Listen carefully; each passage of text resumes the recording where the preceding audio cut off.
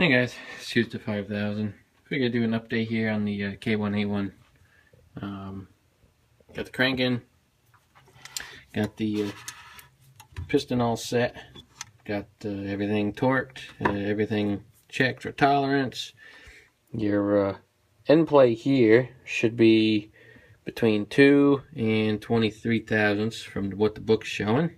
Your camshaft should be between 5 and 10. Both measured from PTO side, so you would measure right there where my finger's pointing, and right here. Your bearing plate, I couldn't actually find the torque on it, but I did 80 to 85 inch-pounds on 4 new grade 5 bolts. I was tightening the old common bolts, and I had one that decided to actually screw up here. It almost broke. It was right at that point where it was broken. If you took that and you messed with it, you probably would break it. But I decided to put 4 new bolts in. I would have used commons, but you know, I didn't feel like breaking them if 80 inch-pounds was too much, which for a quarter-inch bolt it should be fine. But anyway, here you got the 2 oil seals. This one's flush. This one's in, but it's flush right here. You can go flush or just barely below. The old ones were flush, so that's why I'm doing these the way they are. The other K181 I did, they were just below flush, but it should be fine where it is. Your connecting rod cap screws here, they should be 200. On a new rod, what you got to do is you got to take your 200 and you got to go 20% over that to do a stress test on it before you actually start the engine. And so I did 230 inch-pounds, and after you over torque it, you loosen it and then you re-torque it to 200. Now you don't loosen it completely. You loosen it till it's still tight, but you have to re-torque it as you do it. So your finishing torque, it should be 200 inch-pounds, but you have to over torque it to stress the aluminum so that it will take the load of the engine. Let's see what else we got here. We got your timing marks. Here's your timing mark on the crank. Here's your timer mark on the cam. It's a little dot.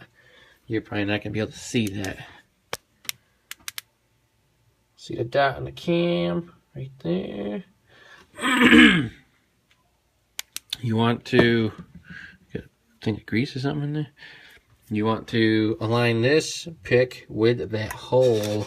Well, not hole, but dent. And you're probably not going to really see it. When you had the bearing plate off, you could see it. It's pretty easy to see too when you get the bearing plate. So make sure you time it right before you do that. Let's see what else. I'm knocking everything over. Got our valves in. I flipped the engines upside down, put the top of the engine on the bench, and used my valve spring compressor.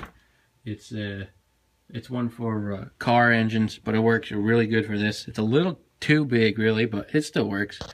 And that's how I do them. Got the piston all set. It's a 10 over piston.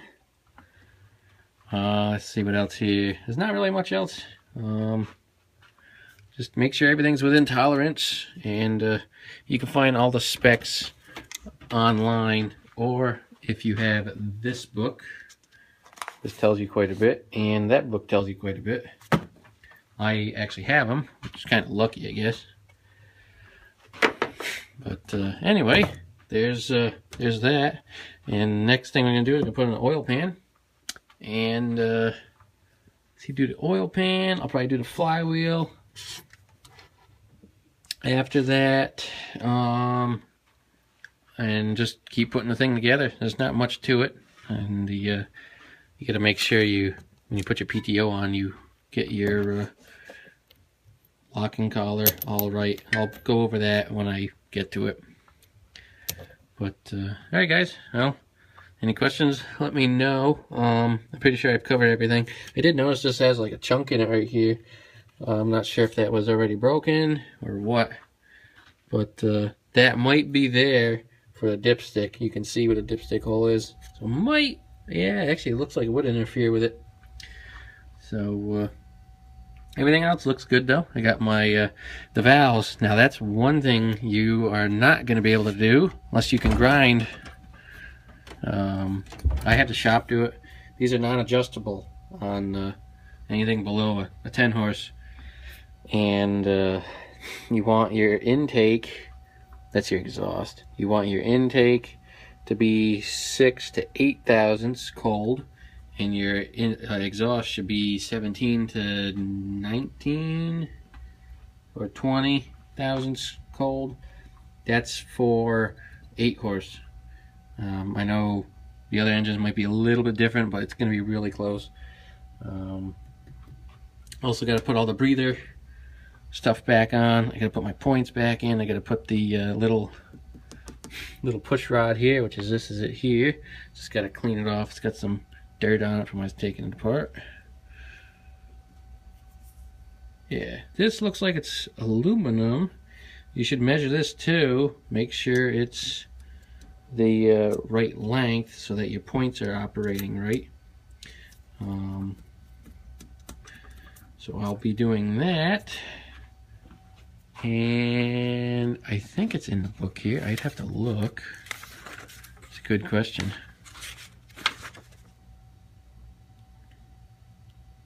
It's not in there. Okay. Oh, well, I'll have to find it out. But yeah, if you guys got questions, look online and go from there, or let me know and I might know. I'll do another video as I get some more parts on here. See you soon.